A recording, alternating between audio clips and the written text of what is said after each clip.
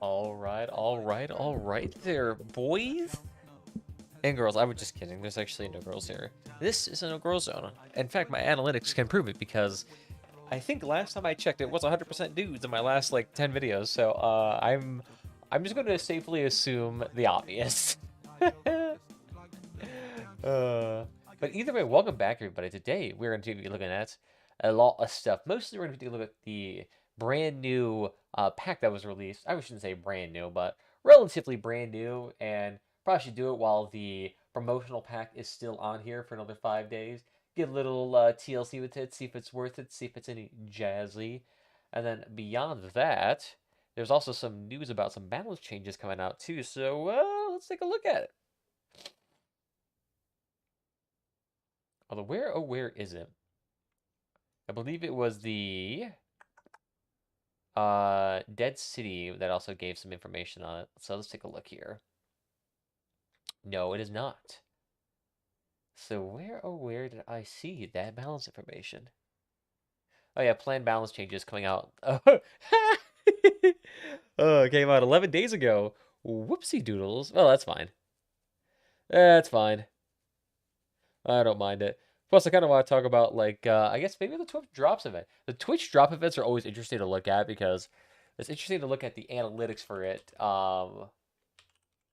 after it has come out. So the Twitch drop event was from what, November 3rd to 13th, I think is what it was. Let me take a look here. How long did that actually last? 2nd to 13th. Okay, so 11 days. Odd little statistics there, but let's take a look here. So let's take a look at Crossout. I gotta just do basic Crossout. Yeah, here we go. Okay, sweet. Yeah, so we could actually do statistics for just Crossout itself. So I don't know what to start with. To start with the pack review, or to start with the statistics for the Twitch event. I think we'll take a look at the Twitch event later on, and then we'll take a look at the balance changes as well. So we got balance changes, Catalina and pack, and then the statistics on what the event actually did. Although, it's actually a time frame in which I can actually do this. From January, is this? Oh, this is the entirety of Crossout. It's funny how you could see like very big dramatic peaks in it. Oh yeah, that's funny. Yeah, no. Is there a way for me to actually January, July? So can we actually see November? No, come on, man. So let's take a look here. So there was the no, it only shows us October. It doesn't show us the monthly averages for November, which makes sense because it hasn't been the case. I'd appreciate if these stats actually showed like the last.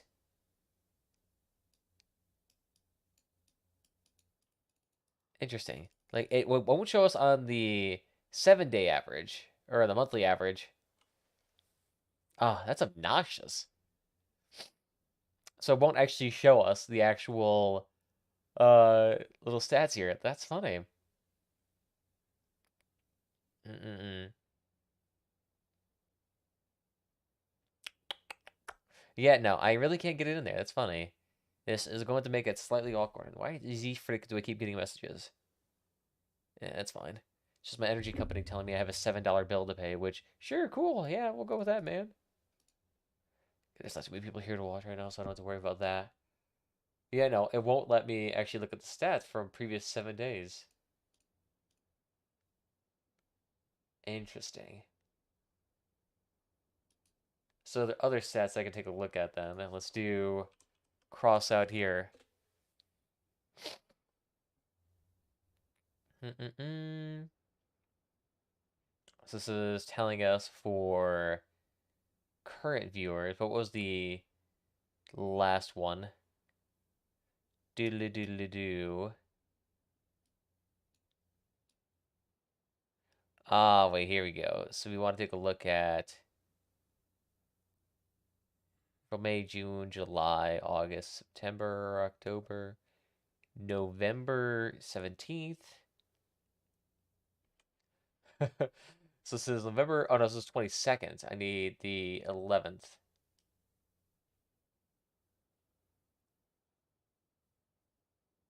So Monday 7 to Tuesday. Interesting. Oh, this is Crossout channels. Crossout viewers is the one I really need. So I need to look at from November 7th. Oh yeah, that's funny. Yeah, these were some huge peaks. I remember it was like just a month prior to that.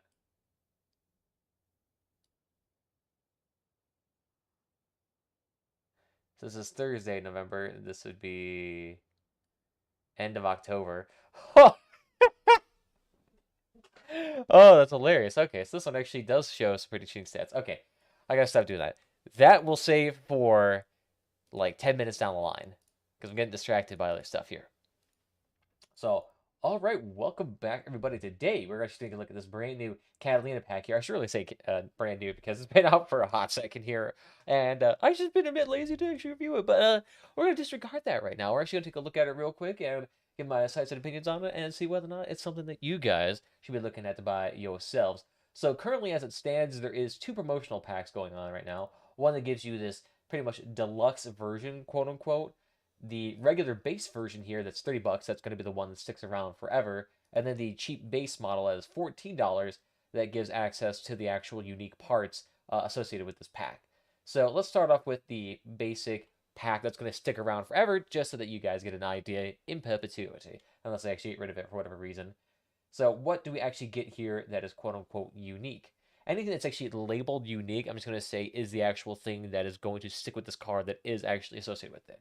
So you get the unique, I'm going to call it the beauty, which with that, if you don't know what that means, that actually just means this little design right here, which honestly, oddly enough, there's really nothing stopping you from just like copying and pasting this design into the exhibition and calling it good. Not really much they're going to do to stop you, so not really too much uniqueness with the quote unquote blueprint, but who cares? Beyond that, you also get the Epic Module Signal Jammer Daze, which I believe is this beautiful. So when activated, disables enemy weapons within 35 meters for 2 seconds, operates for 6 seconds, disabling every 3 seconds. So in total, if you get both of the procs off at the exact same time, that means you basically get 4 seconds disabled. While active, it reduces the power and speed of the armored car and becomes explosive. Doesn't affect drones except autonomous drones and Leviathans.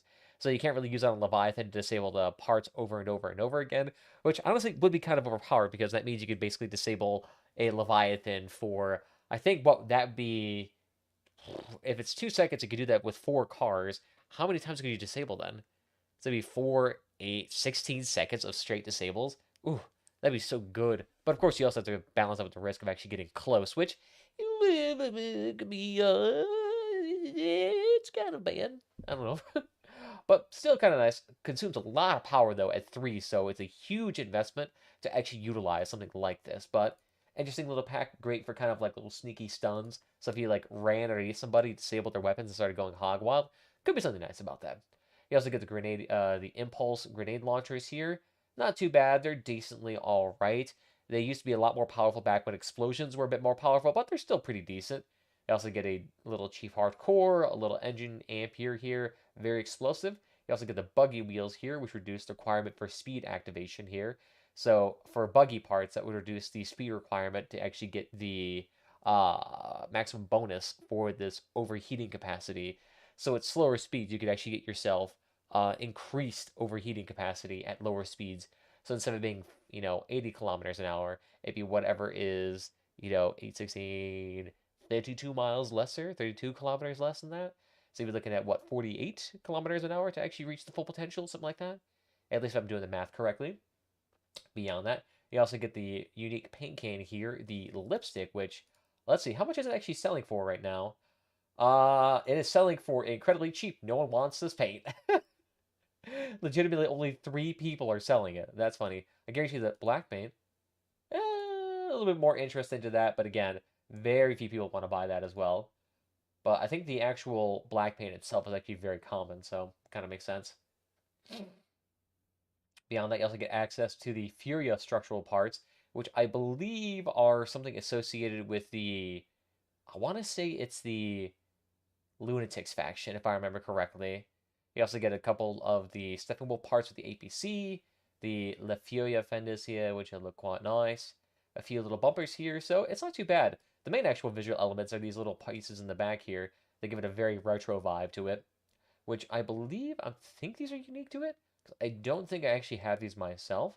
And it says you can craft them, but I don't think you can. You can't craft any structural parts, from what I understand. And then you also get yourself 1,500 coins, as always. And then you increase your maximum parts up to 40, which is not really that high. The maximum is 80 points, or 80 parts, so not really ideal. But beyond that, you also get access to this lovely Catalina cabin, which is the mainstay of this thing. Decreases the damage of all mounted weapons by 15%. As you deal damage with any weapon, the weapon's maximum damage is increased by 8% until the player's armored car is destroyed. Stacks up to 10 times. So, from what I understand, it is what? 8 times 10? So 80% extra damage? But it takes a little bit longer to actually get up there, and you have to remember that it's coming from a deficit of 15. So it actually isn't a maximum of 80% total damage, it's the 80 minus the 15. So you're down to 70, 65% total extra damage, which is still very good. But then you also have to balance with the fact that this car only has a maximum mass limit of 8,650. Now you can modify that by reducing the mass of the cabin, by fusing it, or by getting an upgraded or fused engine that increases your mass limit even more. But even then, that could only do so much. And eventually, even if you did get, say, like the absolute chonkiest of engines in here to give you as much mass limit as possible, that is still not going to give you a whole lot of wiggle room here. So, for example, this right here, the Colossus will only give you 2,500. The Cheetah here gives you roughly around 1,000. This one here gives you a correctly around 2,500, so very similar to that of the Colossus, although in a much more awkward form factor. Then you have the Hot Rod here, which only really gives you around 1,000 kilograms, and then the Oppressor here, which only gives you 1,000 yet again. So realistically, you can only add another 2,500 mass limit to a cabin like that already. So it's not a whole lot of wiggle room to really move and make a lot of heavy cars with here. I mean, you have to compare that with a lot of the other cabins here at similar price brackets. So you're looking at the purple category here. So if you take a look at something like these cabins over here, which have the absolute highest, these are 9,000. Or sorry, not 9,000 there. That was the tonnage. This is 20,000 here. This is 20,000 here. You got another 18,000, 19,000, 18,000. Even in the medium tiers here, where they're about half the weight, you still get 10,000. You get 16,000 there, 10,000 here. So you get a lot more mass at not that much higher of a power score or within the same power score. So Catalina is going to have much less durability than similar counterparts. So it's really more or less for a glass cannon build. Hey, what's up, my Devlin Perk? How you doing? Yes. For all those who don't know, I'm currently streaming on YouTube and Twitch, and I'm probably going to be posting this on YouTube. So if you want to get in on whenever these recording sessions are coming up, feel free to get notified on Twitter or Discord. Or to be honest, that Twitter is probably going to go away here pretty soon. I can't imagine that website staying up very longer. So I'm probably going to switch something different. My guess is it'll probably be something like Hive, but downside, Hive doesn't really have like a desktop application, which is kind of obnoxious. I can only do it on my phone, which, but not too bad. But yeah, that's enough talking about it. Let's actually test drive this out, see how it actually feels. So you can see, even with this brand new pack right now, you can see that our HP is only 448 on this car. So not very high. This is a very ultra light car here.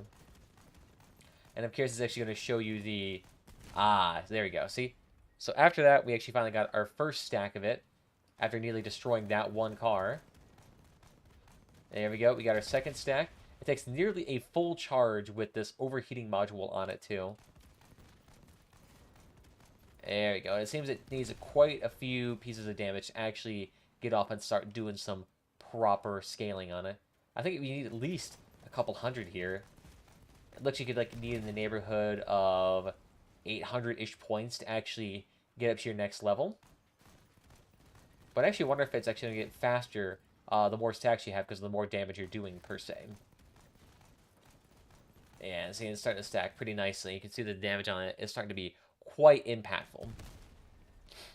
Very nice. So I'm actually kind of curious. Let's do what it's like at level 1 with just one single impulse here.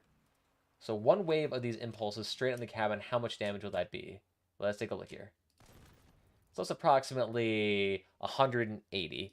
Alright, so let's get this to maximum damage, and let's see how much the actual damage is here. Give me a second, because now I gotta get all the way to maximum level here. I will say the stopping power of this car is absolutely abysmal. Like, that takes a long time to slow down. That has, like, zero traction. Do you have a Shickly Pickly? Could do. Hard to say. A lot of people come in and out, and I don't stream very often, so I lose track of a lot of my, days every once in a while. Could do. I usually actually remember, more or less the profile pictures associated with an account, more or less than the names. Especially because there's a lot of names I really can't even pronounce. Like, you just have a lot of Turkish people come in here and they would spam random names, and I'm like, I have no idea who you are. I'm completely sorry. Alright. Actually, no, I should probably just go damage the Leviathan, because that'll probably give me... There we go. Because we're almost there at maximum power yet. So let's see how long this actually takes. Alright.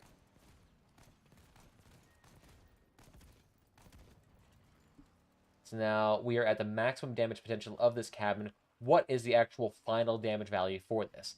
Now, theoretically, we have a plus 65% damage increase onto the impulse, or not impulse, the actual damage of these. So we were at 184, I think was our last damage. Let's see how it is now. Ooh, so it was 149 and 147. So that's 200 plus another, like another 100 slapped on top of that. So nearly 300 damage of this. So that's actually pretty dang substantial there. Nearly a 2x increase in the overall damage of this car. Not too shabby. I can see that is actually pretty consistent when it comes to damage of this. So even though this thing only has 2 weapons on it now, it does a lot more and hits way above its weight class. Downside is that it's still very light in weight, and that if you ever get focused, this car is getting melted down like a stick of butter. So this car definitely requires a little bit more of optimized building to actually make it work correctly. Hey, what's up, Draftnext? Nice to see you there. Just checking out the brand new Catalina cabin here, which I can see why this bad boy is really popular. Especially seeing that on Leviathans. I was seeing people actually showing off the damage numbers people were seeing with this. And I can see why. I mean, the damage on this thing is impressive. I would love to see this actually started off with a caucus build. Just to see what the damage potential would be. Oh! You friended me in Crossout? My dude, I have so many friends in the Crossout list here. They're going to have to be a bit more specific. I have 120 people on there. But interesting so far. Definitely like the absolute cabin perk that is very nice. The weapon choice is a bit more difficult to actually land just because of the actual, how should I say, angle and turning radius of this gun. But it can be very good, especially on anyone who has a decent amount of aim and a decent amount of lead time. It can definitely be very nice. Ironically enough, the $14 pack here that comes with the storm weapons actually might be better because, for one, they actually have very long range and very little drop off. So the actual damage potential at a distance is really great. And honestly, it's probably more ideal for a cabin like this because this cabin, being very light and very unable to take a lot of damage, is going to need as much distance as humanly possible from a lot of these other more substantial cars. The only downside is that because this cabin is so light, it is actually getting pushed by even the small amount of impulse from something like the Storm here. So you're going to have to actually probably maximize the mass on this car as much as humanly possible to actually get the full effect of its damage. But something like this with a sneaky build with long-range weapons and a cloak and a nice little radar can actually be very, very effective at sniping down and dealing lots of damage, especially when it starts getting towards its like ×8 thing. Oh, it'd be really great.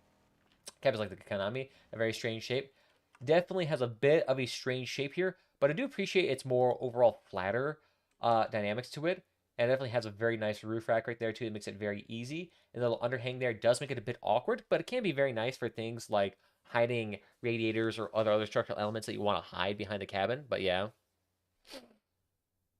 Plus, it does have a very nice large amount of connection points underneath for frames, so very nice itself. Plus, you also have a decent amount of energy and a great amount of speed too. So this car can absolutely haul butt. But yes, it does not have very much weight at all. So it should be very treated like a very sensitive build. So either you go balls to the wall with damage, or you try to stay in the back line and do as much damage as possible. But I definitely do appreciate it for the cheap price of only, $14, which is pretty dang good. It's either that or you have to go onto the marketplace itself and pay roughly around 2,300 coins for it because, dang, do a lot of people want it? But not a lot of people can afford it right now.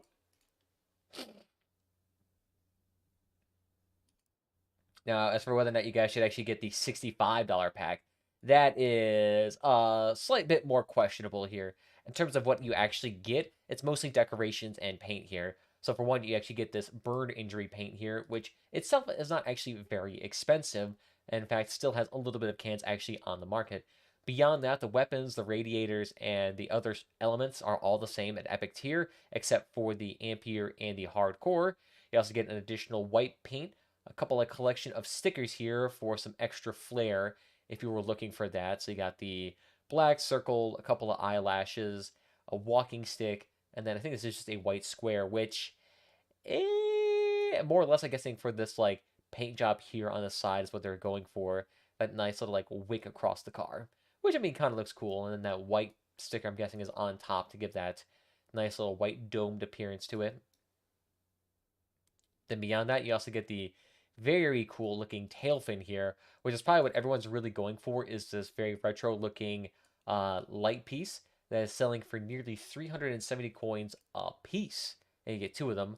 And then you get the more generic twin exhaust, which I believe has been on quite a few cars right now, so it's not nearly as expensive, but it's also there. Beyond that, you also get this nice hologram projector Retribution Fire, which, let's take a look at what it looks like here. Although actually, it doesn't look like it actually has it bound to anything on this car, interestingly enough. Because from what I've seen, I cannot actually see it on this car. There's like no way to actually activate it, so, huh, interesting. I wonder if they just don't have it bound to any key. Because usually these hologram projectors, you activate them and then they actually display this whole huge, nice little sign, but okay, okay. But beyond that, though, for $65, you also don't get like a unique garage, which is kind of weird to me because a lot of these other deluxe, quote unquote, deluxe packs often have a garage associated with them. Like I think it was like, there was a Doomsday cars or Apocalypse cars, whatever they were called. Those had a garage, or there was a Syndicate themed pack that also came with their own garage. And I think that was still in that same place at the $60 range. But the kill maybe like the sword. Yeah, maybe, potentially. Take a look. Take a look. See whether or not it could actually be activated with just a little bonk here. Oh, okay. I see what you mean. Very good observation. Yeah. So apparently it's one of those holograms you don't activate. It's one of those you actually get by getting a kill. Very nice. Okay, well, I'll amend my previous statement. It does look a bit interesting, though. Kind of actually looks like, although oddly enough, it didn't apply it there. Huh. So I'm kind of curious as to what the actual parameters are for triggering it. Yeah, see, that one counted, and that one triggered the weird particle effect that actually almost kind of looks like a GPU artifact, like you have a broken GPU or something. Yeah, see, it applies it there. Why didn't it apply to this one? I wonder if it's time limited. And okay, yeah, now it applies. Okay, so there must be like an internal cooldown associated with it, so you can't do it back to back to back to back to back. But very nice here. Does it actually tell you? Oh yeah, activated when an enemy is destroyed. Only 2 holograms can be mounted to a vehicle at a time. Okay, okay. So not terribly jazzy. Yep, I do know your name was that. Don't worry, Devin. But actually pretty dang cool. I do kind of like the Retribution Fire, although it's a very unusual take on fire, but I can appreciate it. Beyond that, you also get a couple of other aspects here. The portrait here, the background, and I believe this also counts as another logo. So this is a background, logo, and then a portrait. They get a full kit and caboodle if you wanted to roleplay this dude. This Keanu Reeves looking like Brother Trucker. So not bad. You also get the portrait on this pack, I believe, but you don't get the background or the logo. So for the $60, you get an extra couple dozen coins here. It goes from what, 1,400? No, 1,500 to 4,000. So another 2,500 coins here, plus the actual background, the logo, the extra paint cans, and then the extra accessory parts here as well. So, decently well here. You also get access to the previous decor parts that were part of the previous pack, but not actually displayed on this. So the actual decor, like these little fenders back here, are also in this pack as well, just not actually applied. So, not too bad. Although this pack is only available for a short amount of time, although they have been re-releasing old previous deluxe packs, so you probably can't get this later on down the line. Although the thing is, with a lot of these newer packs that are being released, especially these ones that are on like time limited promotional events, they're starting to go down the route of making them all cost cross crowns as opposed to making them cost just straight up money. But from what I understand, it looks like it's still mostly money here, so that's what I at least prefer. Oh yeah, and they're starting to put a lot of them on discount right now.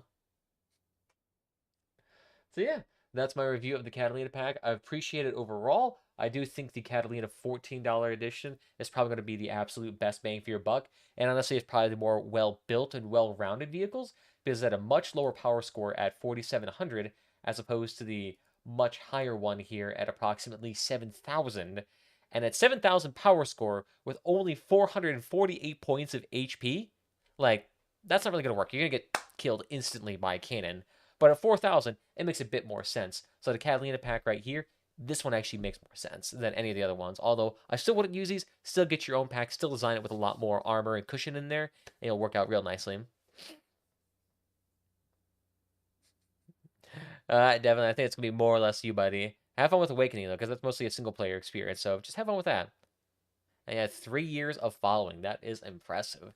I always forget how old this channel is because I think, oh, so it's just my brand new channel because ever since I had to abandon my old one. But no, it's got to be, freaking.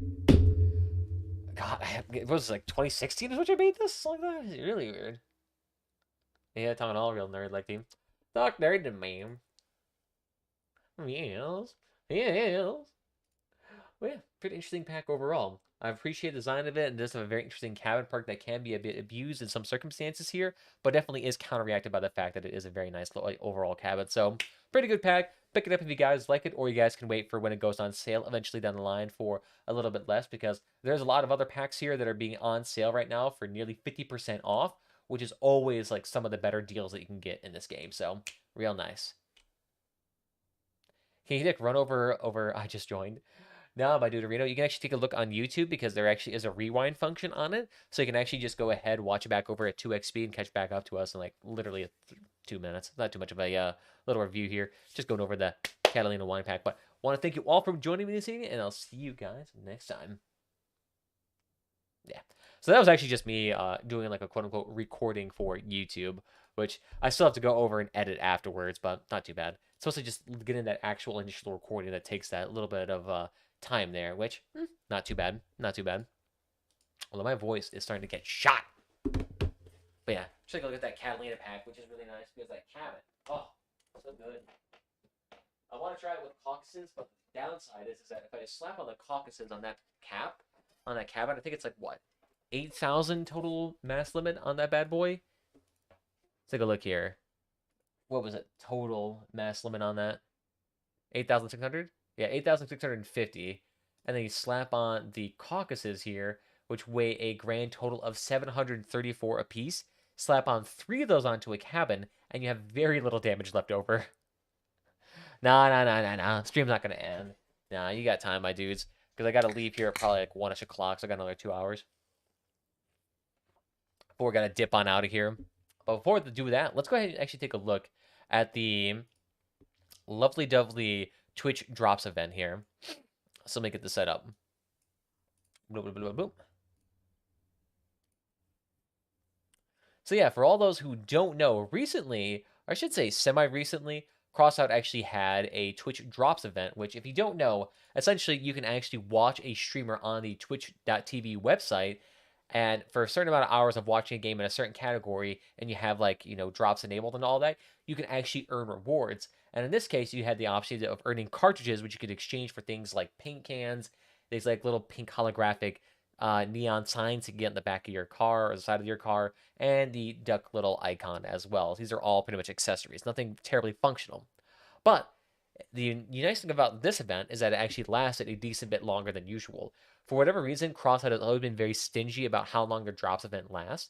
Because last time it was somewhere in the neighborhood of, it had to be, I'm trying to think, how long did it actually last in terms of actually like getting these things started? It was like usually a few days, but this one lasted nearly 11 days on the Twitch drops page. So really decent chance of actually getting a lot of rewards. plus actually a huge benefit to streamers itself because there's a lot of people actually going into Crossout, a lot of people watching, really bumps up the search results for this thing, makes it a lot more exposing on the Twitch website, and great potential for people to actually rack up a lot of followers. In fact, I gained my most followers in a hot second just live streaming this game and then rebroadcasting that on Twitch, and I was getting like some 30 or 40 people in there at some point in time. So really effective at actually getting streamers and viewers connected during events like this, and it's a really great way to drum up a lot of advertisement for something like this.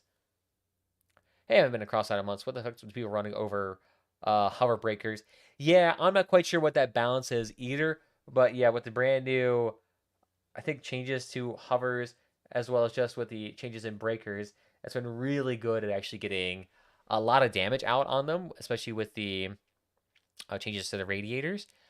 And then I think there was also, I think just overall, really substantial benefit to the breakers. Well, I mean, for one, you get an ideal shooting angle for the breakers because once you get close to the hovers, you're like near at gun height with them. So it's really easy for you to actually strip off weapons with the breakers.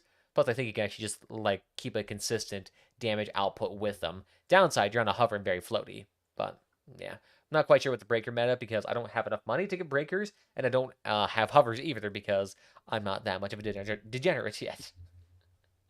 But what was the actual effect of something like the Twitch Drops event here for 11 days straight? Well, if you take a look at a website like this, it actually takes a look at viewer data here. So over here on this left side here, you can see a very, kind of cross section of viewership over time that takes a look at the overall event. So over here is approximately October 30th. And you can see that we're getting approximately 30 to 50 viewers, between 40 and 100 viewers on average. Nothing terribly exciting. But then when Twitch Drops event actually came out here, and boop, look at that. Nearly 3,800 people at its absolute peak. Sure, it quickly dropped off down to less than 1,000, but that is still nearly a 10-fold increase as to what it was previously. Because you have to remember, at our peaks previous year, we were getting somewhere in the neighborhood of roughly 100 and averaging around 20 to 40. So to go all the way up to 1,000 is fantastic at a low point. Then it shot up again to 2,000, 1,000 again, dropped down to 100 at the absolute lowest. So still getting a decent amount of overall brand new viewership depending on when the actual live streamers are back on.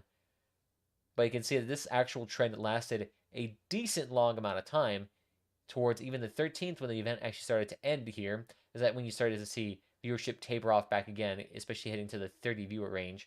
But it's still actually maintaining a decently elevated viewer count for at least a little bit here, not even dipping to the 20s here in a hot second, getting pretty consistently over 100 and even spiking above that here and there. And only then has it recently started to level off back to its pre-event levels here. So that's the one interesting aspect to Crossout Drops on Twitch, is that it does have great advertising power and has a great potential of benefiting certain small streamers or larger streamers that can actually accumulate a large enough following to actually keep the momentum going. But it doesn't seem to be something that can actually keep momentum in perpetuity. Now, if they had a much larger event with more options and more decor items, with a much larger event that wasn't just detailing Crossout 2.0, but actually a new map or modes or anything, you might be able to see a lot more momentum generated with it. But the thing is that when you pair this event with an update that is not necessarily as content rich as a lot of people are expecting or at least accustomed to, it is very difficult to keep up momentum. It's kind of like trying to create a snowball, but there's only like a couple of centimeters of snow. There's not really much there to actually like form into a snowball and then to actually cascade and turn into even a bigger snowball. It's more like you got the momentum rolling, but then it kind of ran out of snow. That's kind of like what happens at a lot of these events, I'm thinking. The thing that annoys me with the drop is that you can't just AFK them all night because you need to be claiming when they start counting time for the next reward. Yeah, that's probably just to prevent people from just AFK farming them, which is, an issue, but yeah, I think a lot of people still get a decent amount from it. Plus, a lot of people can also just like set up it on their phone and just click the rewards when they're on their phone.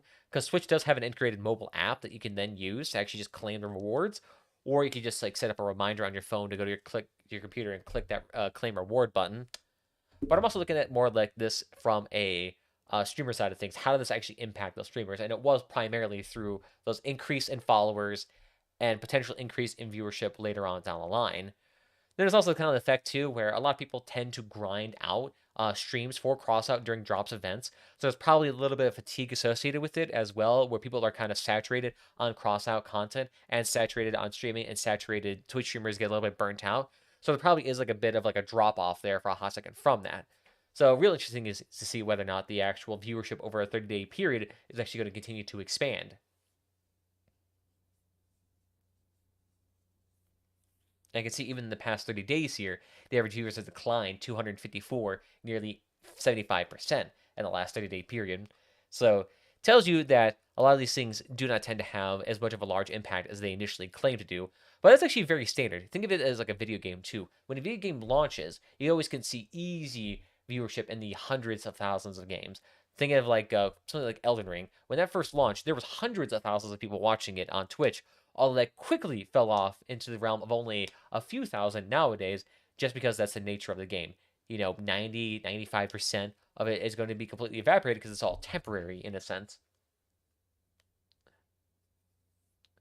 But I think it's still a great idea overall. I do appreciate that the people over at Tarjum and Gaijin decided to actually do a longer Twitch Drops event, because that is definitely very beneficial if you're trying to culture more or less a healthier streaming environment. Because with more frequent and longer lasting events, there's more incentive to stream on Crossout, there's more profit, there's more viewership, there's more eyes associated with it. So there's more potential for Crossout people to actually make a living or to actually justify playing this game more often. Because if you're a content creator and your goal is to maximize your profit per time, playing a game that doesn't have a whole lot of viewership or potential or integration or eyeballs on it can't actually really be justified. That's kind of reason why Gromac999, that's one of the main reasons why he left Crossout, not only because he disagreed with the balancing and the direction the game was going, but also because there was just lack of viewership and a tapering off the community during a point in time. Because after that Syndicate event fell off, a lot of people, not Syndicate, the Founders event fell off, there wasn't as much interest in the game itself. So now they can integrate more events like this, and potentially with more content packs, they could potentially try to breed again more interest into this game and more content creators into it, is kind of what I'm thinking. But I don't know, that's just kind of more my side of things. What do you guys think about the Crossout events here? Was it actually a good event to actually participate in? Should they actually spend more money onto it? Should they make it larger, more bombastic? Let me know what you guys think down below. And other than that, guys, I want to thank you all for joining me. I'll see you guys next time. Bye-bye. So yeah, video number 2 down here, talking about that. Beautiful little changes here. Gosh darn, I'm getting spammed with fucking emails today. The one day I decided to telework, which, yeah, technically I am working right now, but the fact that I am streaming probably gives you the idea that I'm actually not working terribly hard here, my dudes. That's funny. It's the holiday season. Everyone fucks off at this time of year. And the funny thing is, too, because a lot of time when I'm at the actual workplace, the amount of time people are just like sitting there chit-chatting, it's hilariously high. So you can't be like, oh, you're not working terribly hard. It's like, nah. It's holiday season. No one's going to be working terribly hard right now. Unless you're in like the service sector right now. How do I get more EXP? Well, there actually is a lovely video I have going over that exact same thing. How to level fast in Crossout. But essentially, what you want to do in Crossout is get these nice little things called accessories. So they're over here in the decor part of the marketplace, or if you're in your inventory, you can go over here to the decor section and you can see things like this horn or these bedrolls or the cattle bags. You can put a lot of these onto your car, and they actually give you a little bit boost to your reputation gain by 1%, up to a maximum of 25. So that's one way to actually get a passive 25% boost in your overall reputation gain. So if you actually play well and you actually get a lot of these parts on here, you can get a decent amount of EXP. Beyond that, there's also flags that you can create for engineers, lunatics, and the other ones. So you can go over here into the engineers side. You can see the flag that's somewhere in here. Where did they actually put it? Yeah, here it is. You have the 1-day flag here that gives you an extra 20% to yourself and 10% to yourself as well. So that's a 30% increase into your overall reputation gain for a solid 24 hours. So pair that with a 25% increase in the accessory part, you're looking at a 55% increase in overall reputation gain if you actually decide to use accessories and an engineer flag. Now, there's also, I believe with other factions, they have a epic tier flag that lasts 1 day as well. That gives you even a larger bonus here of 100%. So you can get a maximum of 125% if you utilize those two parts together. And there's also utilizing premium time here as well, which premium time allows you to get a 50% bonus. Ooh, it's kind of obnoxious. It won't actually like show you here. But with premium time, you can get a double increase in the reputation gain as well. So that could be a 25% plus a 50% plus the 100% as well, giving you a grand total of 175% reputation gain. Although, is it 50% or 100%? I don't know. I can't really check because it won't tell me, but you get a lot of extra reputation by having this premium time too as well. So that's one way to actually increase your overall reputation gain. Plus, also just like winning and dealing a lot of damage itself will actually get you a lot more EXP. So if you go out there with, say, something like a shotgun or autocannon or machine gun build that are very good at getting points, that's also another way to get a decent amount of EXP. And playing PvP battles, I believe, is one of the best ways to actually get EXP at the moment. Plus, if you're also just trying to maximize like your game time for EXP reputation, you can also just do it for like until you get the daily dose double EXP. Because if you don't know, you actually get like I think 2 or 4 times the amount of reputation gain for like the first like 10,000 or so reputation a day, and that resets every 24 hours. And so if you do it like that, and you only do it for those daily reputation gains, you can actually reduce the amount of time you're in the game overall, while still getting a decent amount of EXP just by doing those daily EXP balance, which I believe there is a way to actually show how much more you have. Oh yeah, here it is. So you gain 400% daily reputation in battle. So if you earn 1,000, you actually get 4,000 on top of that. So it's like either 4,000 or 5,000 reputation in the end. So it's only up to a maximum of 70,000 reputation though, and it resets every day. And how much does it actually cost to level up a level here now? I want to say it's pretty high. Yeah, so I need 450,000. So yeah, do that a couple of times a day. It's actually not terribly bad. It's only like about a week of those daily grinds, and you actually get a full reputation level from the engineer. So pretty decent here. So that's one way to get more reputation there. So I basically just summarized a 10-minute video for you in like 3 minutes. Enjoy! And destroying my voice really quickly. Because for whatever reason, I don't know what it is about like my talking pattern or the way I like stretch my vocal cords when I'm on stream. I'm not sure what it is, but it seemed to actually like wear out my vocal cords way faster here.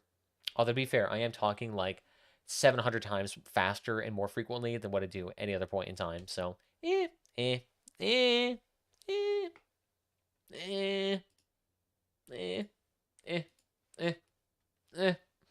Anyway.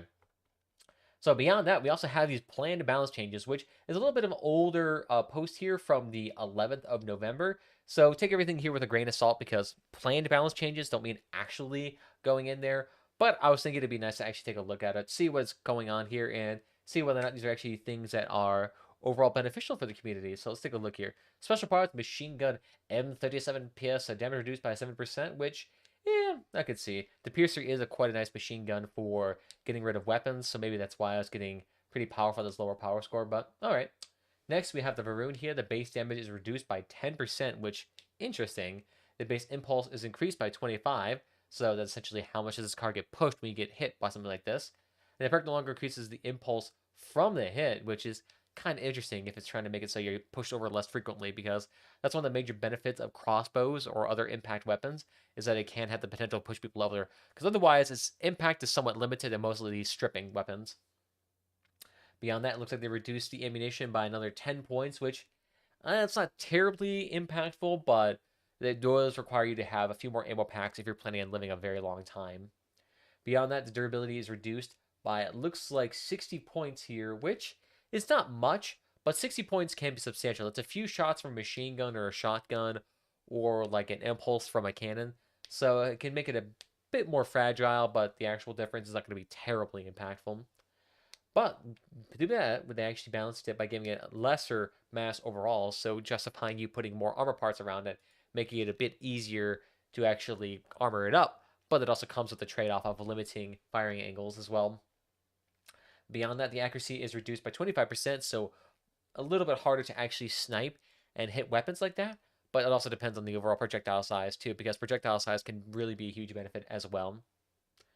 And now the weapon reload lasts for 0.3 seconds, which I'm not sure if that was a difference to anything else, but the fact now that it has reload at all probably makes it a bit more balanced on the line, lowering its overall DPS. I wonder if that helps out a decent amount.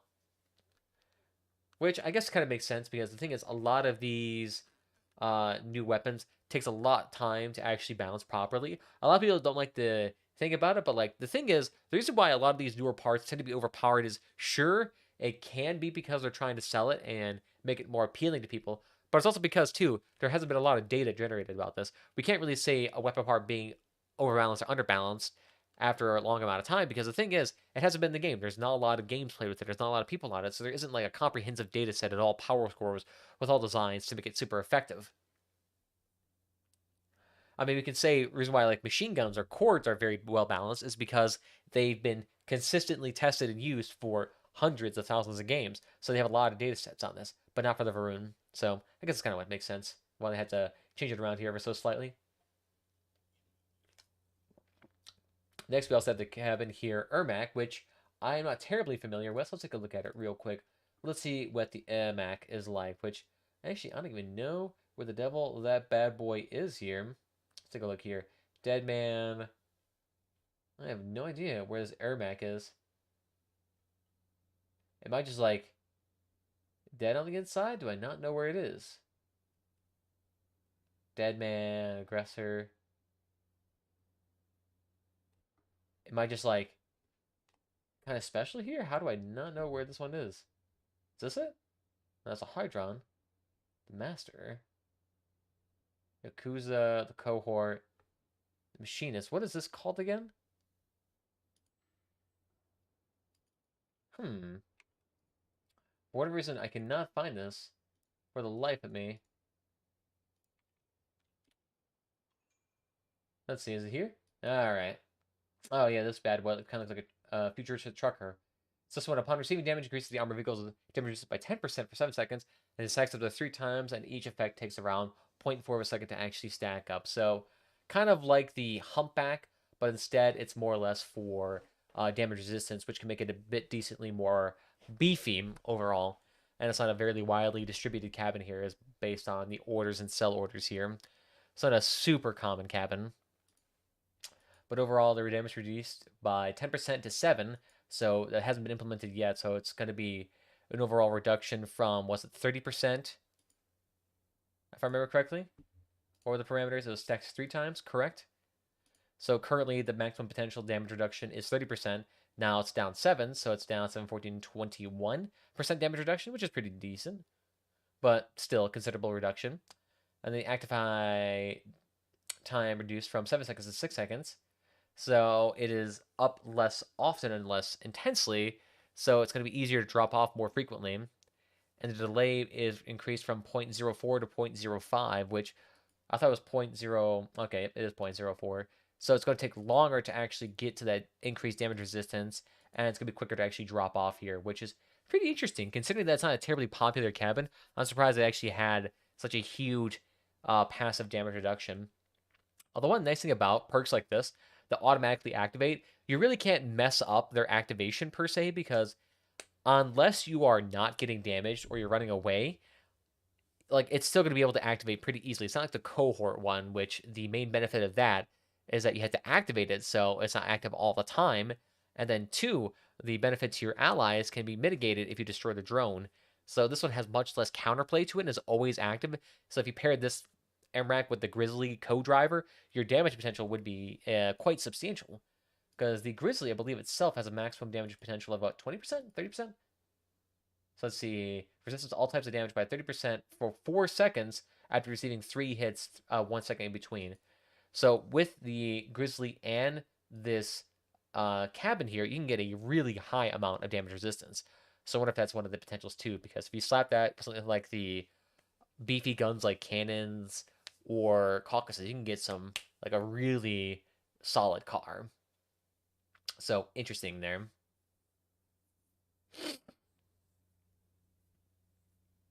Beyond that, looks like here now they got the ML 200s increasing the maximum speed from 40 kilometers an hour to 50 kilometers an hour. This is base speed too, because I believe if you slap on something like the Eagle engine itself actually increases leg speed by another, I think, 10 kilometers an hour. Let me take a look. Let me just quickly check that out. Of augers, tracks, and rolling-based movements.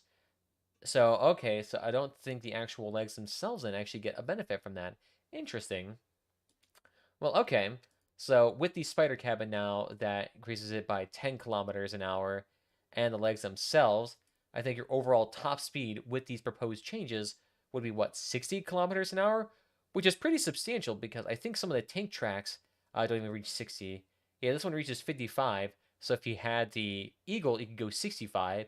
So the slowest part now, I think, is going to be in the neighborhood of 60 kilometers an hour with everything optimized, of course. So pretty decent overall. I mean, to be fair, it's one of the big downsides of the ML200s, and one of the main reasons why I had to stop using the 200s was because the part was just so slow. Because one of the main PvE modes that I liked playing was called Convoy, and the Convoy was legitimately faster than my 200 could keep up. So even though I was going full bore the entire time with the Spider Cabin, I couldn't catch up to the Convoy. So great, they actually are increasing the speed of this, making it a bit more beneficial overall, especially with a lot of these faster cars that can go 100, 120 kilometers an hour, nearly double your speed. Like, you still have a large potential chance to actually gap the vehicle, but it's not going to be to the point where it's like, well, they'll never catch you at certain distances. Plus, the fact is that the uh, the actual speed of this will actually be fairly decent as well. I'm not sure if it's going to make it meta again, but at least decently well, especially at least in Clan Wars where extra speed is always appreciated. Beyond that, they also had changed the Step Spider cabin, which goes well with the 200 because the perk actually enhances the ML200. So now it causes rocket launchers to deal 30% less damage, but have their projectile speed is increased by 50%. So interesting. So they deal a third less damage, but their spread and speed is now increased by 50%. So they form a tighter ring, and they go 50% faster. So it's almost like a bazooka in a sense, where this rocket launcher now actually makes it very close together and much more damaging. So very interesting. So things like that of like the waltz or the cricket or the, I'm not sure what the other ones are called, but those now essentially have a much tighter shot and actually deal much faster, so it's a bit easier to actually hit. So interesting. And with that, it looks like they've also increased the tonnage here, reduced the mass weight by 1,500, and reduced the overall weight of the vehicle by another, looks like 350, and then increased the speed here ever so slightly. So the ML200s have a base speed that's higher in the 50-kilometer range, but the Step Spider cabin can no longer give you that 10 kilometers an hour. So it's still only able to reach 50 kilometers an hour, but at least now it's able to do it on pretty much every cabin, which is a bit interesting here. Interesting. I'm not sure how I feel about that because rockets themselves, I'm not sure if you need to have a dedicated cabin to really make them good, because a lot of cabins already affect them in interesting ways. Plus, I don't like having cabins themselves that are only restricted to a certain weapon class. I don't think it's very common to actually have a cabin that only is good for one type of weapon.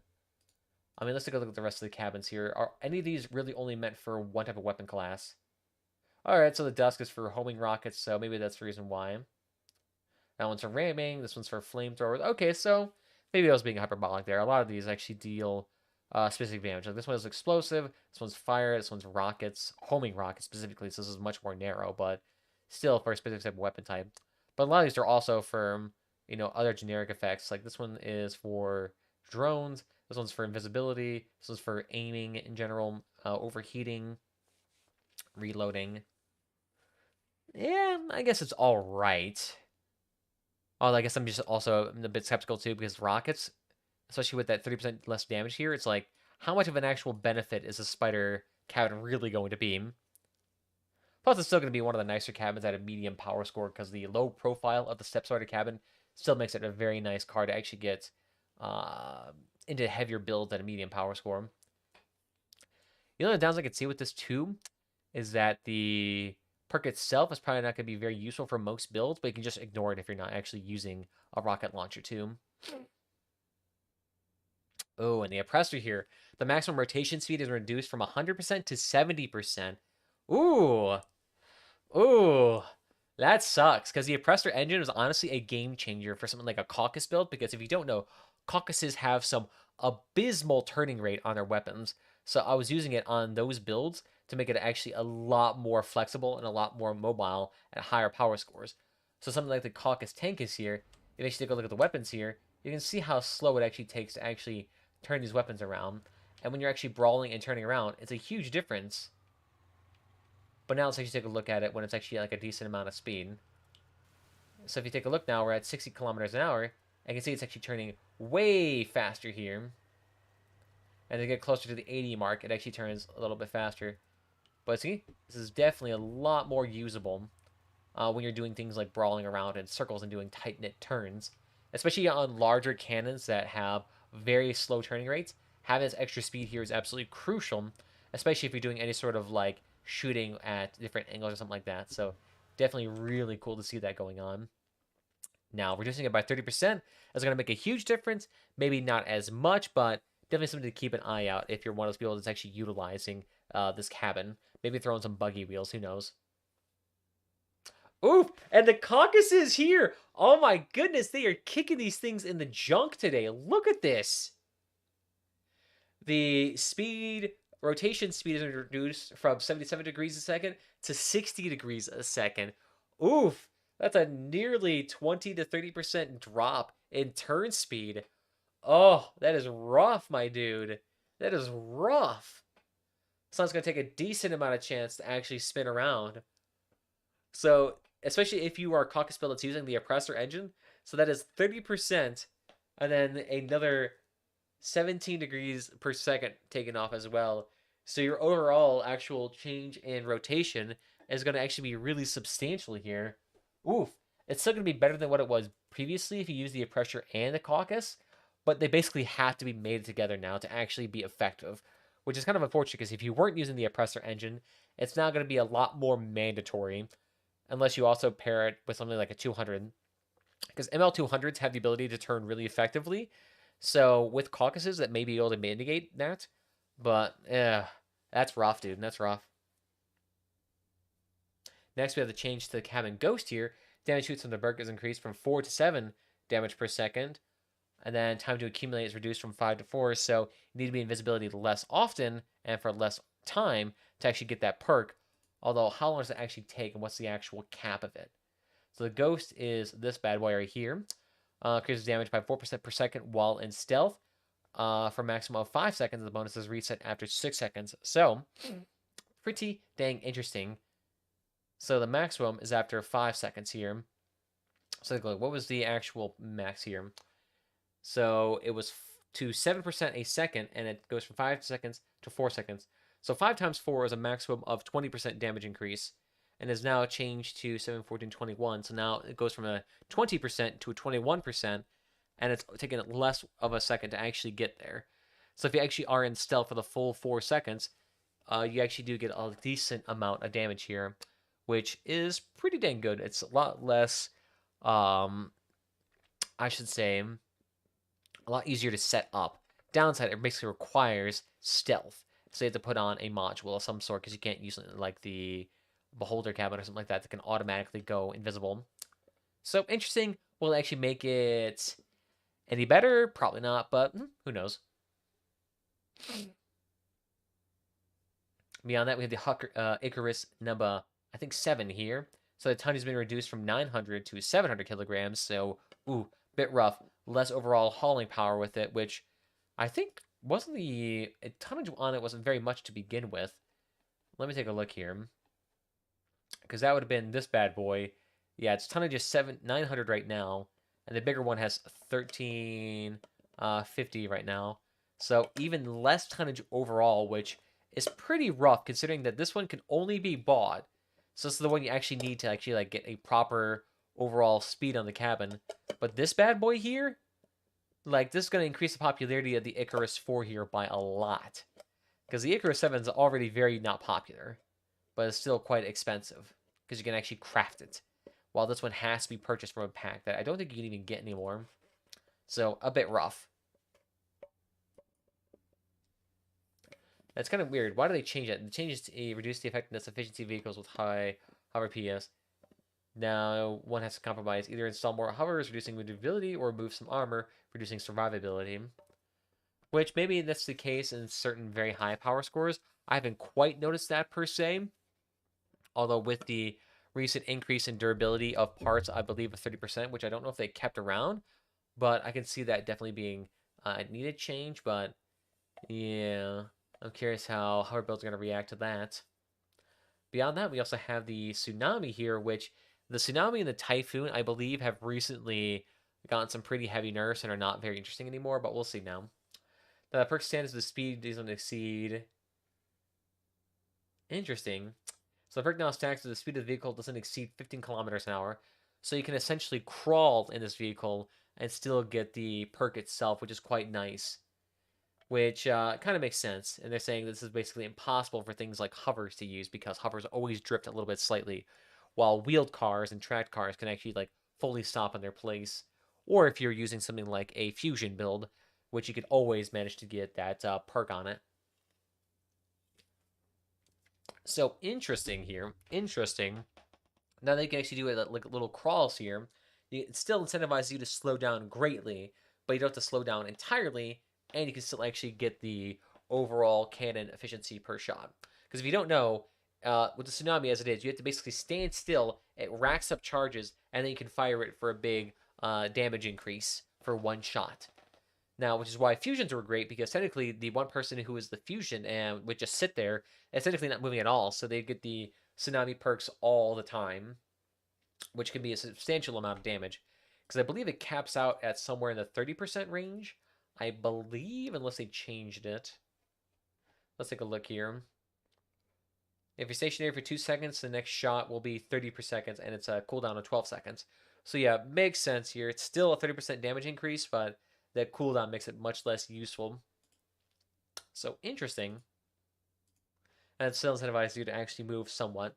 It used to actually be the case that it would rack up. It would be like 10, 20, 30, and then you could shoot. But didn't also have a cooldown either. Beyond that, the Aegis Prime module here, the energy is reduced by 1 point, which is a lot. Its power score has been reduced by 400 points. Ooh. Its cooldown has been reduced by 20 seconds. Oof. But its durability has been reduced by 40% here, which is pretty substantial. And it increases the penalty Airplane modules from 30% to 40%, so you can't stack this nearly as much, which is not really too much of an issue unless you're doing something like a fusion build. So now, if you stack multiples of these, that means you get a 40% decrease in the effectiveness of the subsequent module. So instead of it being like a 600-point shield, it would now be like a couple 100-point shield. But interesting. The fact they also reduced the energy requirement as well means that this could be a bit more popular. But definitely do like seeing the durability reduced as well, because 1,000 points, like unless you were, the whole team was focusing you, the actual chance of you actually having that shield pop is basically zilch. But now there's actually a bit more potential here with the 600-point durability.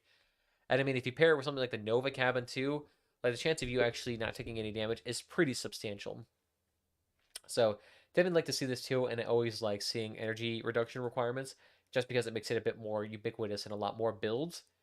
Would I like to see it become more widespread? Not quite, but if it's reduced capacity overall in terms of durability, I'm not too frightened by it.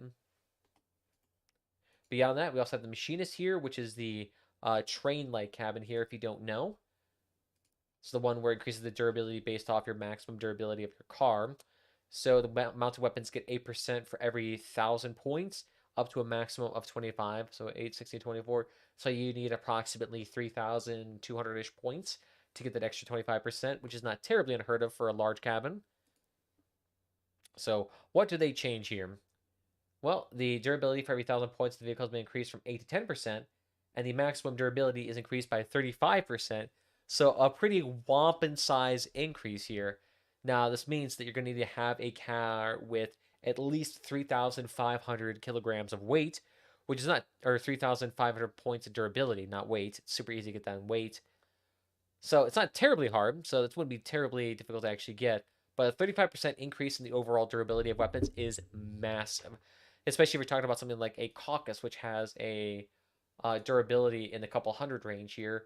So it says 284, slap on another 35, so that's 28 times 3 roughly. So that's a pretty substantial increase in the overall capacity. Slap on something like a Reaper here, or a Jorminger, or any of these cannons per se. Like, that's a huge increase in durability for some of these larger weapons.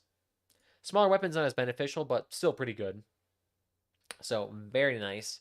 Nice to see the mechanics here actually get a little bit more durability, because the thing is that uh, it's actually pretty easy at some point to actually not even go for the weapons, where you can just go for the cabin and just burn it down. But hard to say. At higher power scores, it's usually still weapon stripping then cabin.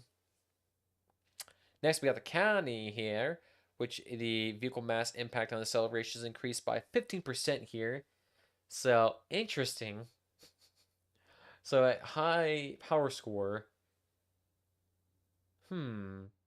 impact on acceleration is increased by 17%.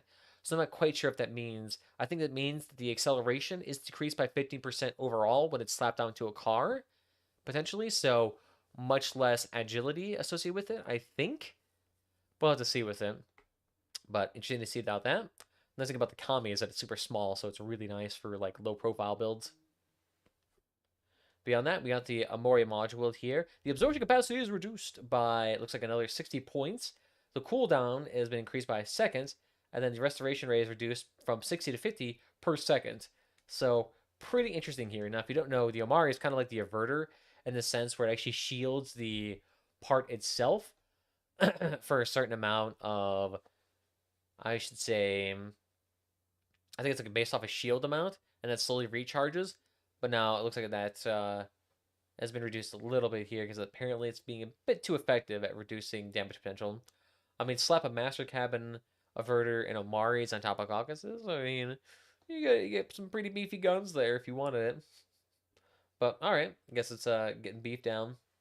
Next, we have the disc launcher here, the Ripa. The durability has been increased here by a pretty substantial amount. Looks like 70 points, approximately. Mass has been increased, though, by also nearly 100, which is pretty substantial.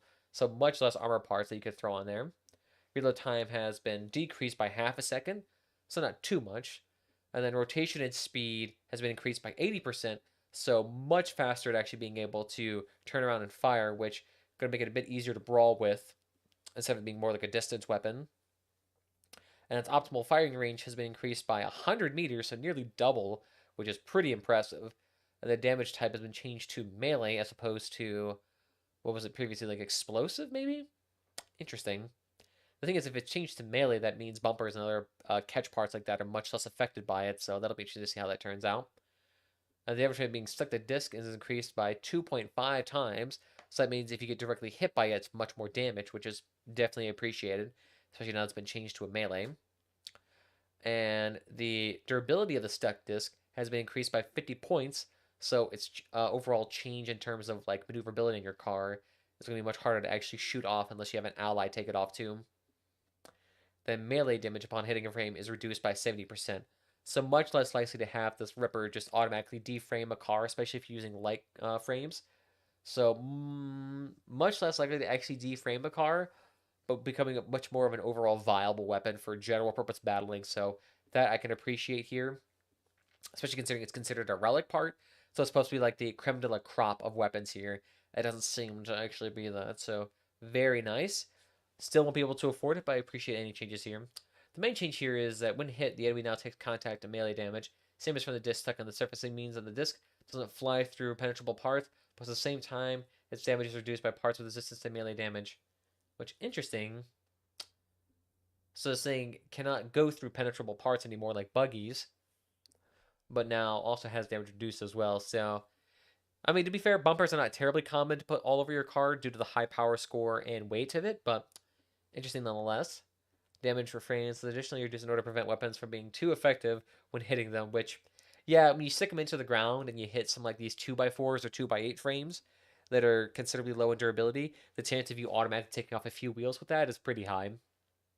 So, definitely a very overall, much more general purpose weapon as opposed to more like a deframing type weapon. So, very nice to see that overall. And if it actually gets implemented there, it definitely makes them much less annoying to actually face on the battlefield. Although, to be fair, for like the solid 5 people who actually use that weapon, congratulations! You now have a slightly more generically effective weapon. And if you don't know what the Ripper are, It is this lovely boy right here is the upgraded version of the mine layer, essentially. But very fancy. These things can actually stick it to the ground and actually do contact collision damage. It's considered melee, especially if you fire it. So very fancy. But that is all the planned balance changes here with Crossout. What do you guys think about this overall update itself? I'm quite. I mean, I'm a Caucus fan here, so I got absolutely beamed in this mode. But to be fair, I mean, they were pretty good there for a hot second with that extra durability, so this is going to make it a bit more balanced. But at the same time, that huge hit and rotation speed would make them a lot more counteractable in tighter brawls, especially in closer maps, which I'm not a big fan of. And it basically requires the use of the oppressor engine now to actually make it useful. So that'll be interesting to see how that changes. But I don't know. That's just me. The rest of them seem fairly overall balanced because the changes are not too beneficial. I mean, that step spider has basically been mutilated, but to be fair, people are mostly using it for its high mass limit and energy requirements for the longest time, so kind of makes sense. But that's the name of the game by Dude Arenas. And to be fair, none of these are actually going to be implemented. These are just proposed balance changes. So let Tarjum know about your thoughts about this, and they may or may not go through with it. So beyond that, guys, let me know your thoughts down below, and I'll see you guys next time. Bye-bye. Damn, my voice is absolutely shot now. I'm not sure how much more I go through it, but that's just my recording done for the day. I'm solid on it. And dang, there's actually a decent amount of people here that actually stayed through that whole ordeal in Twitch. I appreciate y'all. That is funny. I actually wonder how much of you are from the Twitch Drops events, and it just hasn't been stopped yet. Although I'm actually curious, are there any of my mates who are actually streaming it right now? Let's take a look. Yeah, none that I know of right now. Other VTubers in here. So they're starting to encroach in my space. It's funny because I actually used to be one of the few VTubers that would play something like Elder Scrolls Online. And there's also another guy who used to do the exact same thing with face rig, so definitely kind of interesting. In fact, I think he actually still does do it. In fact, let me see him. His channel is called Hero of None. I wonder if he still actually does it. Because I do see him on Twitch occasionally. Oh yeah, literally right here as well. That's funny. That's funny. That's funny.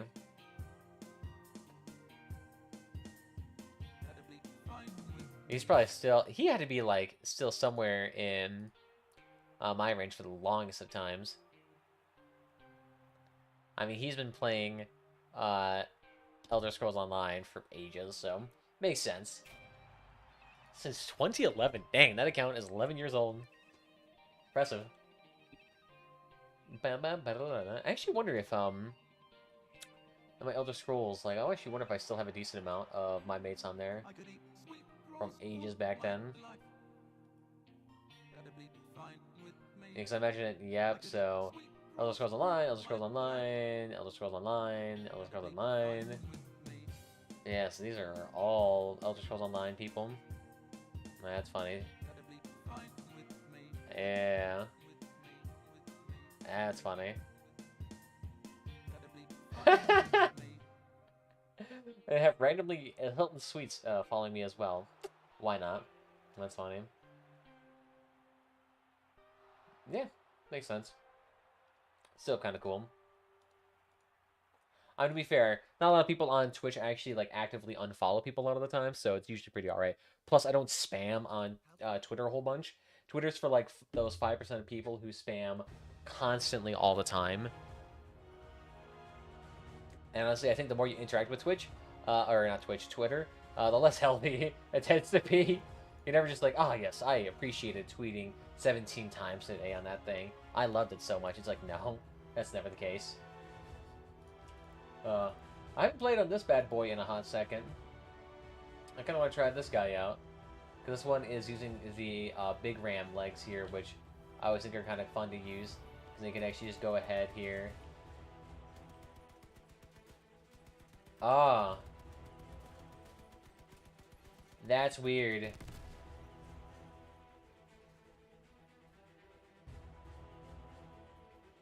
I don't like that. Oh, God. What is it doing? It's turning the weapons... Why is it doing it in this mode? Because in this mode, it doesn't do it.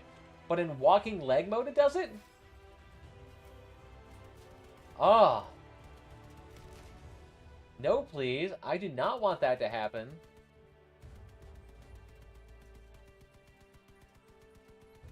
Oh. It's like the keys are randomly inverted for that. Why would you do that? No, thank you. Is there a way for me to turn that off? That is obnoxious. I used to be the complete opposite route. Like, is there some... These are controller settings. These are keybinds, but I don't think I can change this. Turn or strafe left.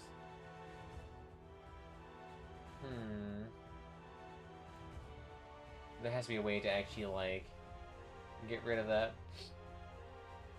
What's this? O quality? Okay.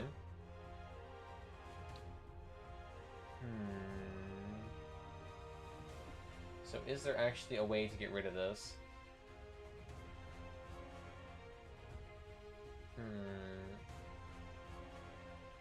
Doesn't seem to be a way to actually do this.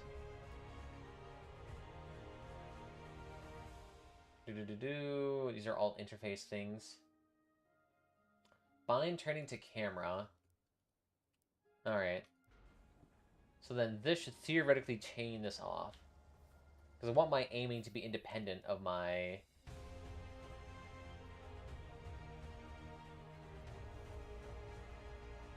Oh, interesting.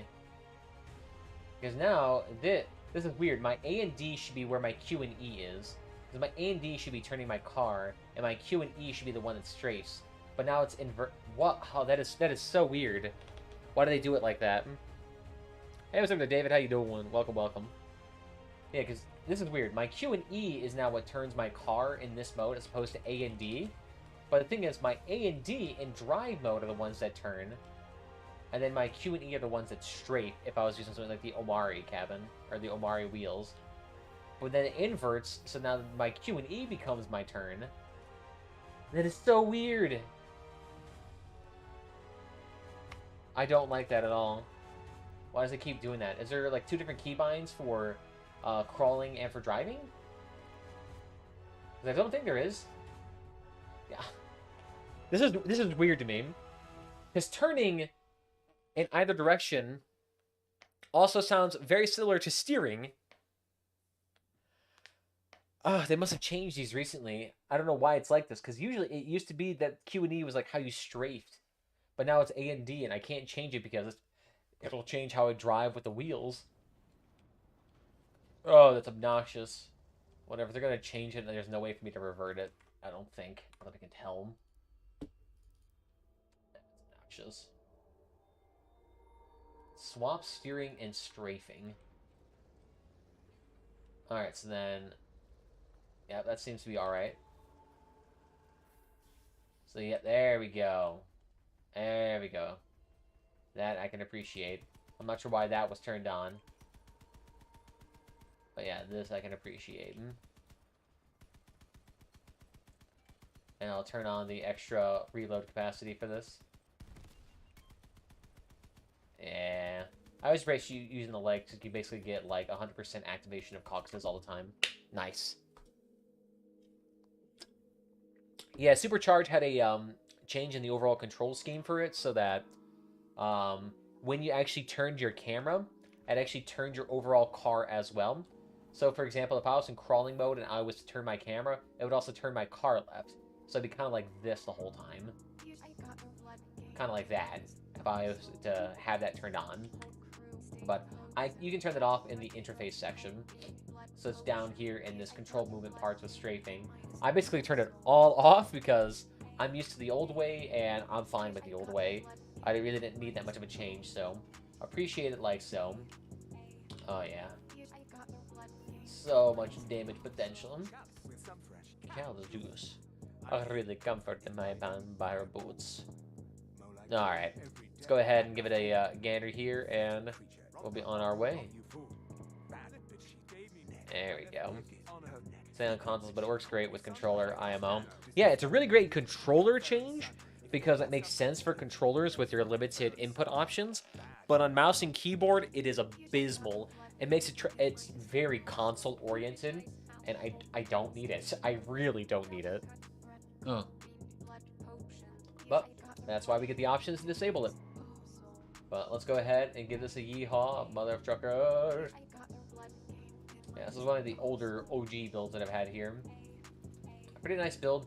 Very sparsely armored here. But still actually pretty decently damaging. I kind of actually want to get this more consistent armor parts onto it, but that'll be later on. It kind of actually reminds me a lot of like Saints Row 2, because Saints Row 2 was a console game ported to PC, and the controller scheme felt like it. There are a lot of games, when they're ported to PC, do not work well. Like, for example, the Dark Souls series, I don't care how much you guys are like, oh, it's meant for console, so it's gonna feel like shit on the PC, and it's like, that's no excuse. You're paying $60 for this. It shouldn't feel like crap on the PC. You're paying $60. I expect a $60 experience, not a $45 indie game developer experience. But they've improved it a little bit since, like, Dark Souls 2 days. Although you paired that with Elden Ring's repetitive bosses, and I'm like, yep, dummy. Alright, James. Getting there, my boy. Oh, yeah. Get the back of those cars nice and roasted.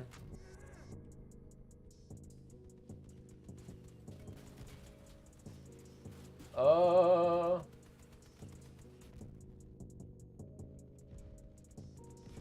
Oh. Oh, I'm getting beamed. You gotta love them all ramming. Honestly, where did my other teammates going? They were there for a hot second, and then they just all beamed and out of there. That's funny. Yeah. I can see it being weird with mouse and keyboard. It's weird, but you can usually get used to it pretty quickly. Oh yeah, the old ML200s. The beefy boys. This actual cannon build right here is really good at getting a lot of damage done. Because this boy is pinpoint accurate with his shots. Like, look at that. He hasn't missed a shot yet. And so he'll probably actually end up killing this Jamie here. Yep. And then he's going to kill Kunko, right? Yep. My god. Just look at it. Oh, he just popped the barrels on that dude, too. See, those Peter cannons are so good. Oh, my god. It's always Peter, too. It's like never any other name. It's always Peter. Love it. So good. But yeah, after a while, you can get used to it. It's just like a different way of playing a game when you start off with those weird strafe mechanics that are ported over to PC. Thankfully, you can usually change it pretty well. It's not, like, permanent a lot of the time, which is really beneficial. That's one of the weird things when I first started playing with the legs when they first come out. I was like, oh god, this is a weird way to move. And also with, like, its turning capacity, how it, like, kind of changed over the little spin, so... it feels nice now. It feels good now. It feels good. Those cannon bots, man. I know. That one specifically with the 200 mLs. Oh, always so good. It is dangerous. It is definitely the creme de la crop of bots. Like, when you see those cannon bots with legs, as long as they don't go, like, weirdly far out, they're good. They're perfect, even. Shit, I don't have my co-driver on. Keep forgetting. Remind me to put that bad boy on. Alright, I got a slightly opener base here. I'm gonna want these dudes to... Why don't you all protect me? For I am just a humble leg servant, server of the legs. Ooh. Oh, he's getting dragged! Oh, that's funny. Oh, my dude Reno. Gonna need you to get out of my legs here.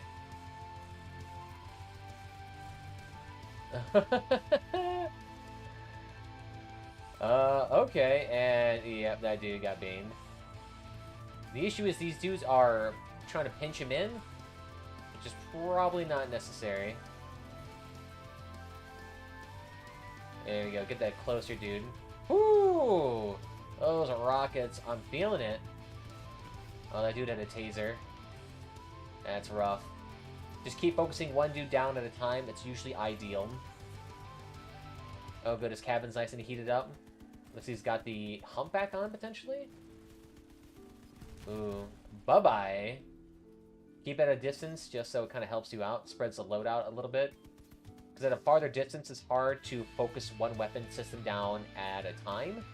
And generally you have to go with a more distributed approach. Ooh, looks like I just stepped into some landmines there. We're doing alright, though. We had some space in there. Nice thing about the big ramps is that they have a lot of space on the side, so they can activate mines like that, usually without too much of an issue. Yeah, these dudes are trying to hide in the distance. Oh, no! Thankfully, I don't have to worry about losing too many legs. Losing one leg in here is not too bad. It just changes what angle I can attack at. Which honestly is not going to be too much of an issue.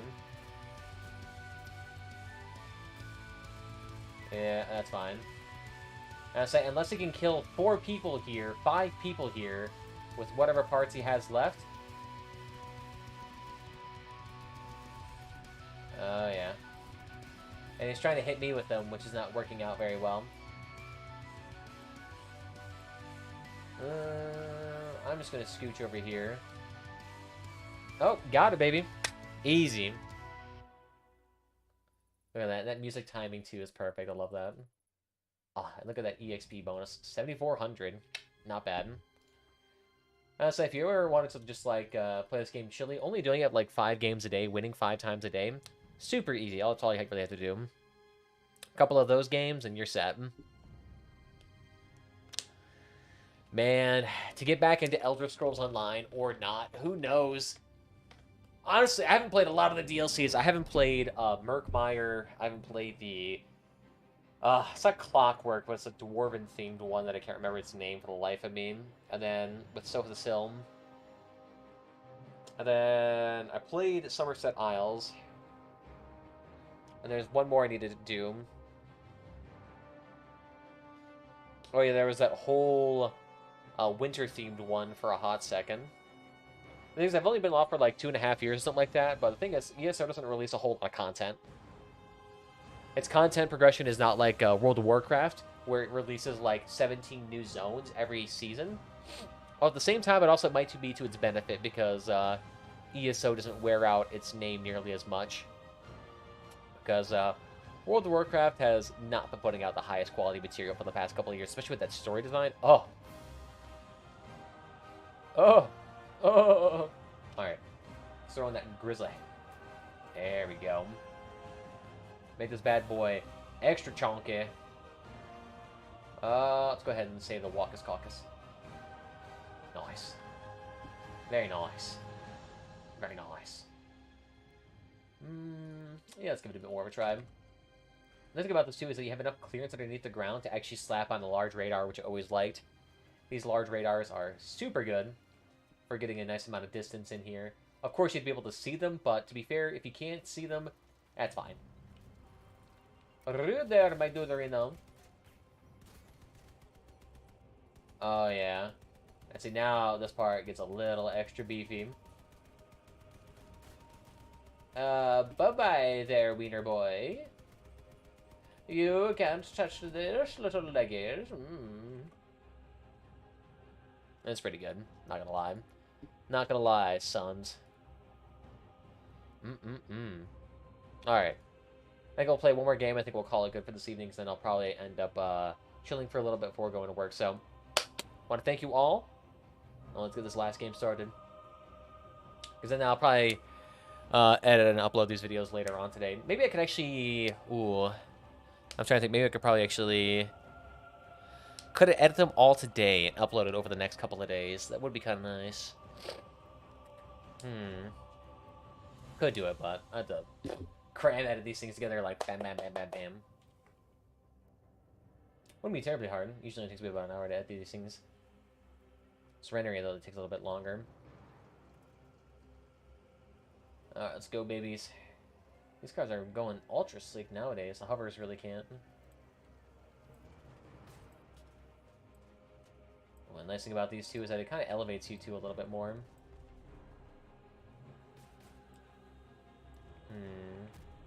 How cute. One of my caucuses is nearly off already.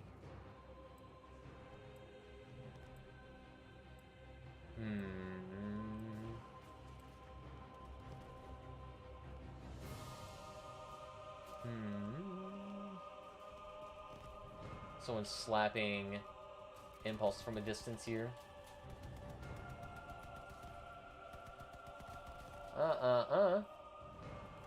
No thank you to that, sir. Oh, it's hitting me from a distance. Oh, cheeky little shit.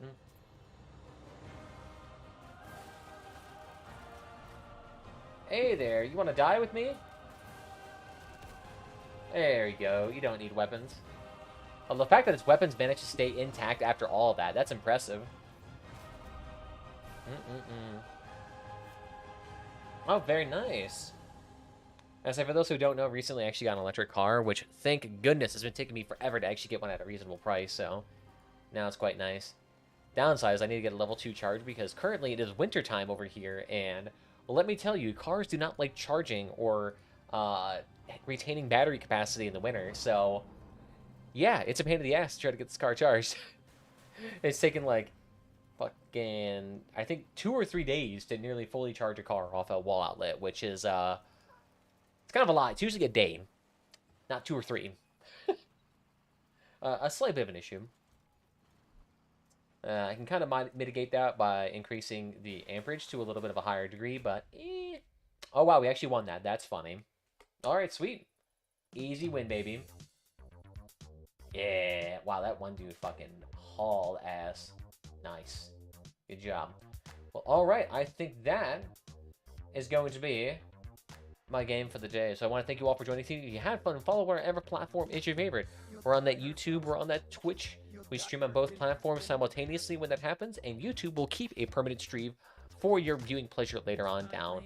So feel free to follow that channel whenever you get the chance. Plus, I upload nice edited content there occasionally too.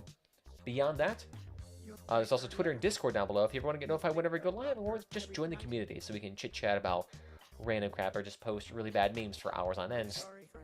But beyond that, I want to thank you all, guys, and I'll see you guys next time. Bye-bye. She's already mine. But girl, remember this.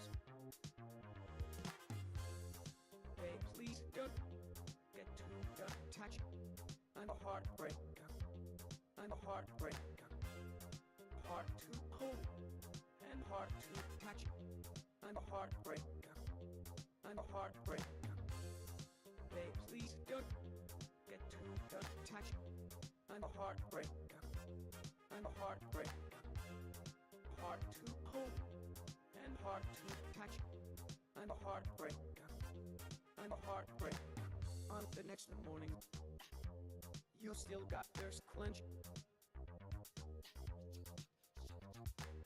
I'm sorry, babe. My days